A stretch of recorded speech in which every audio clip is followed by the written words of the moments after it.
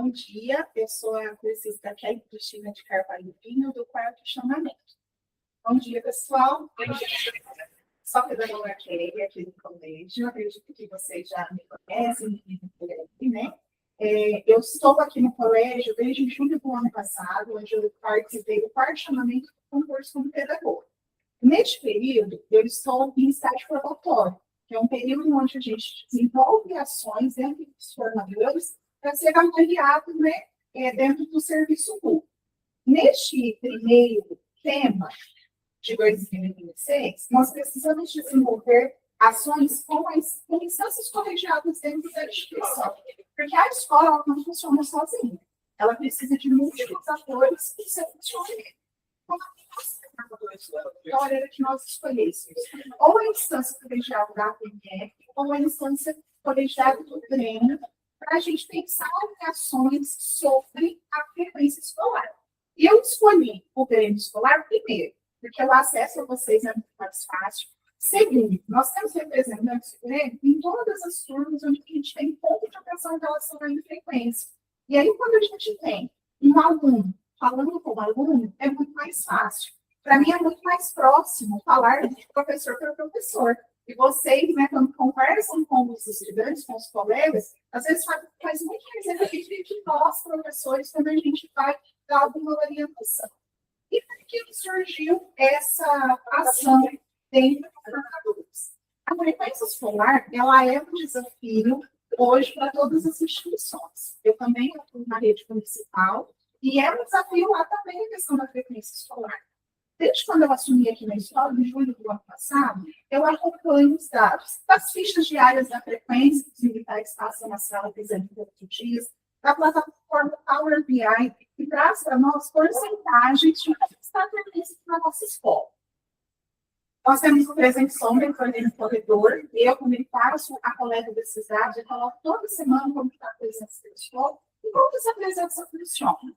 Nós temos o nível verde, que é toda aquela turma que está acima de 95% de frequência. O nível amarelo, que fica de 94 a 90. E aí, para baixo de 90, já está no nível vermelho. E analisamos dados da plataforma Power BI e da ata do Conselho de Classe Final de 2025, que mostra para a gente as turmas de primeiros e segundos anos do ano passado, que são os atuais, segundos e terceiros, são as turmas que têm os melhores índices de frequência. Então, sempre quando eu faço presensômetro, não sei se vocês já passaram e deram uma olhadinha, os terceiros anos e segundos estão sempre lá abaixo, né, com essa frequência no vermelho, abaixo de 80%. E isso foi lá na ata que eu estou falando de 2025. Mas aí a gente começa 2026 percebendo que o antigo primeiro, atual segundo, e o antigo segundo, atual terceiro, essas porcentagens se mantêm. E aí, o mais triste ainda, todos os dias, quando o seu Eduardo passa para mim as fichas da frequência diária, nessas turmas de segundos e terceiros anos, a gente tem uma média de faltas por dia de 5 a 10 alunos. Então, assim, é um índice grande de infrequência nessas turmas, que a gente precisa pensar em ações de engajamento e conscientização da importância da frequência escolar.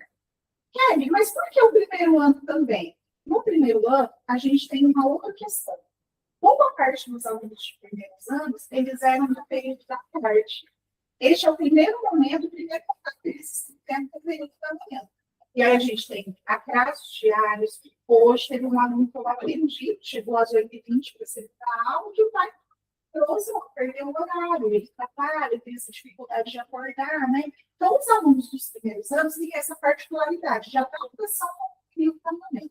E tem as justificativas lá para a galera do segundo e terceiro, a gente ouve muito a dificuldade de conseguir conciliar o trabalho com os estudos.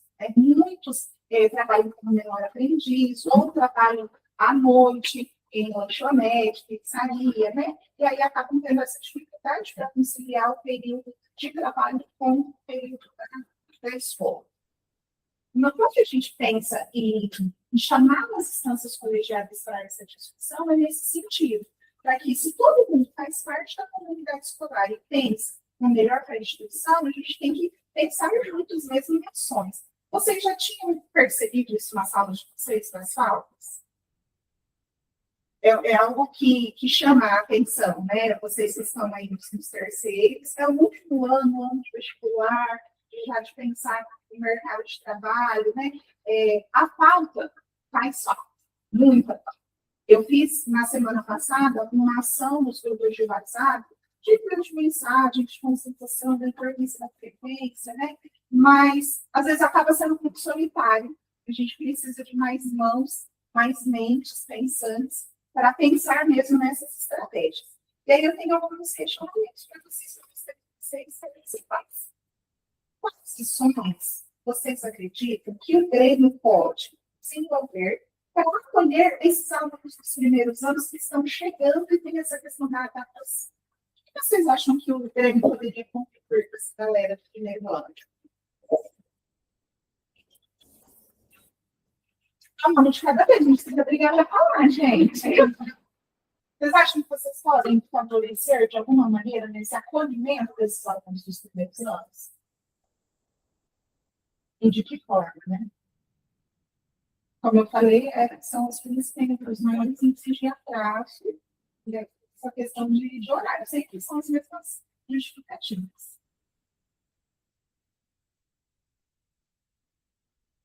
Então, eu percebo um pouco dos primeiros anos, assim, tentando ver da prática. Talvez, com isso, a gente dar algumas dicas, como a gente já vai sobre isso, a gente já está, no caso, no terceiro, já está 2 anos, cedo, para vir à escola de manhã, e a gente conversar com eles sobre isso. Vamos ver.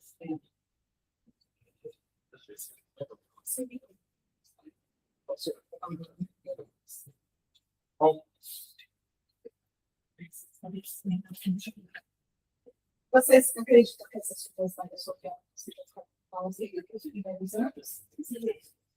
As meninas que são dos primeiros. É interessante ter essa troca. Quais estratégias nós podemos criar para o aluno que trabalha se sentir motivado em relação aos estudos? Tem alguém aqui que trabalha? Tem uma galera aí. Quais ações vocês acham interessantes nessa questão de motivação para quem trabalha? O que motiva vocês a estarem aqui todos os dias?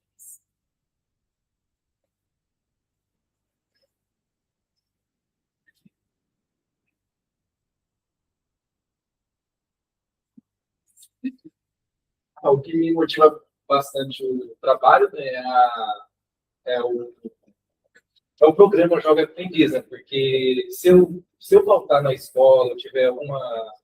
Se eu faltar na escola, se eu parar de estudar, eu não consigo trabalhar por causa do programa. Então, o que me motiva ainda mais que na escola é por causa do trabalho. Tem essa vinculação, a frequência com o programa do Leonardo Aprendiz. E você acredita que compartilhar com os colegas essa sua perspectiva pode motivar outros alunos também? Com certeza, né? Para quem deseja trabalhar, né, ter alguma renda, né, uma forma de aproveitar a vida, né, ou conhecer novas experiências, eu acho que é motiva bastante. E quando eu falei para vocês essa troca entre os pais, ontem aconteceu uma situação na escola que eu aqui com a anterior da tarde, eu estava tendo bastante dificuldade com a professora lá para a gente trocar a figurinha em relação aos alunos com dificuldade de aprendizagem. E aí, ontem, falando com ela, eu mencionei que quando eu estava em sala de aula, eu tinha um aluno na condição de uma criança que ela tem hoje. E naquele momento que eu comecei, olha, eu tinha um aluno assim, quando eu tinha essa turma, já trabalhei dessa maneira, falando, o semblante da professora mudou, sabe? O olhar dela, assim, para mim, parecia que tinha tirado uma barreira entre a gente. E ela, nossa, que legal, vou colocar essa sugestão em prática. Poxa vida, por que eu não dei esse exemplo, né? Então, por isso que eu falo dessa questão de entre os pares, sabe? Essa motivação, que é muito mais próximo. Se eu for falar com vocês o que me motivava quando eu estudava, já faz tempo, né? Era outra vivência, era uma outra realidade. Mas quando vocês falam com os colegas de vocês, isso está muito próximo. você trabalha, né? E está aqui na escola, tem uma boa frequência, e isso faz diferença, essas oportunidades que vão dar, fazem diferença. Próximo questionamento. De que forma nós podemos tornar o ambiente escolar mais atrativo para combater esse desinteresse?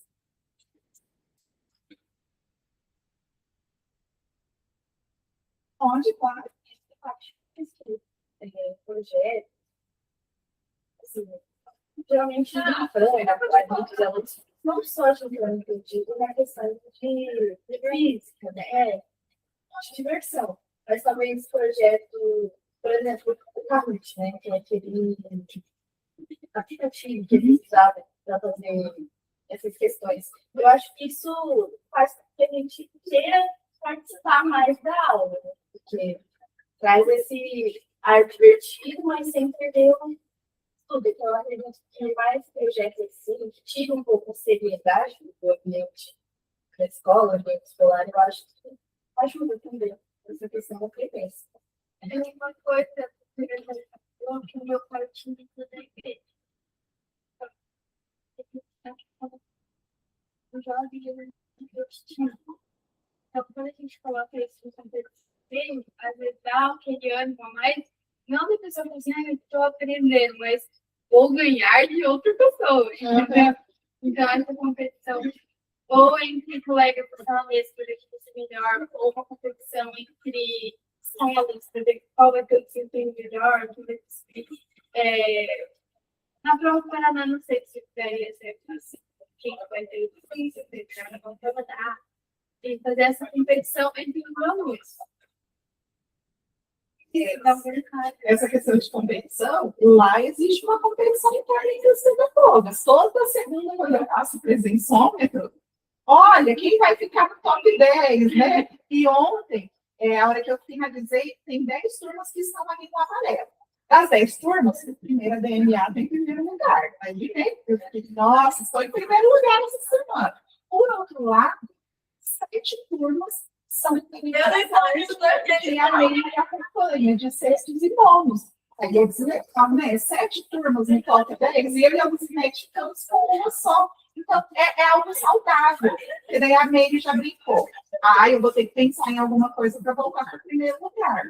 Que seja um tom de brincadeira divertido, mas é algo que faz a gente pensar em uma equipe pedagógica o que podemos fazer para melhorar as frequências das nossas turmas. E aí, claro, a gente quer estar ali no top 10, né? No primeiro lugar, quem sabe.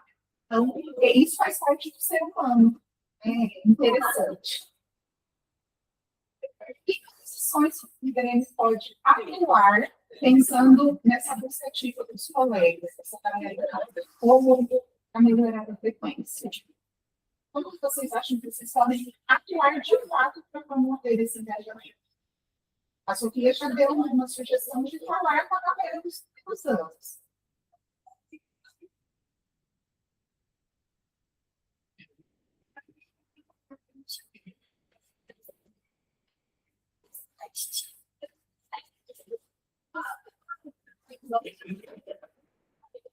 No ano passado, gente, nós tivemos um fluxo de produção de 100% nas turmas fundamentais, mas no ensino médio não conseguiu 100%. As reclamações que nós tivemos foi por conta das frequências.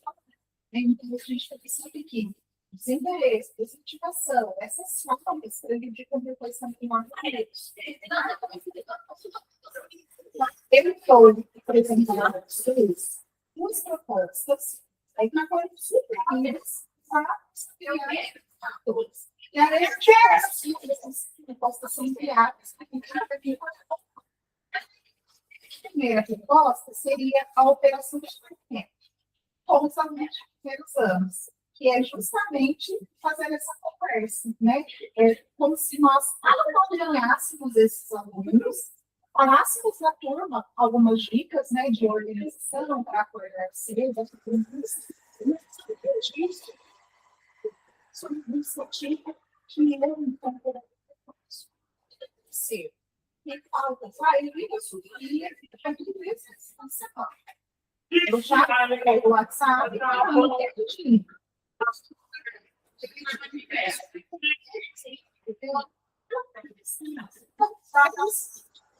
Super cansativo. Se